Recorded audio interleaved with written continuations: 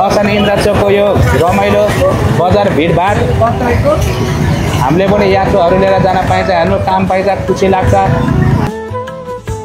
अब अरू बेलामा जस्तो हुँदैन। अब दसैँ भनेपछि त धेरै रमाइलो हुन्छ।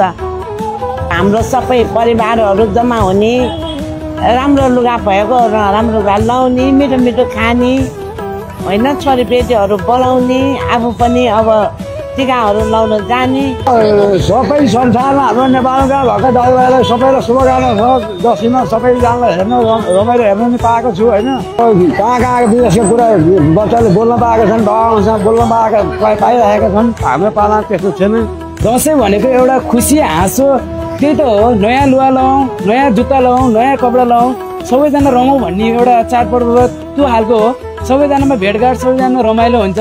अनि यो जब अहिले चाहिँ जसरी इन्टरनेटहरूले चाहिँ तपाईँको हरेक कुराहरूमा सजिलो बनाएको छ, सहज दिएको छ। किनभने परदेशमा हुनुहुने दाजुभाइ तथा दिदीबहिनीहरूले स्वदेशमा रहेको आफ्नो आमा बाबासँग सजिलै कुराहरू गर्न पाएको छ होइन, सँगै देखिन पनि पाएको छ। दसैँ भनेको यस्तै हो, खुसी हाँसो रमाइलो। सबैजनामा अब जुत्ता कपडा हुन्छ नि, सबै कुराहरू नयाँ नयाँ लाउने, यही नै हो खुसी। अब नेपालीहरूको महाचाड बडा दसैँको सबैजना शुभकामना। दसैँ केवल उत्सव होइन, दसैँ हो जोड्ने धागो।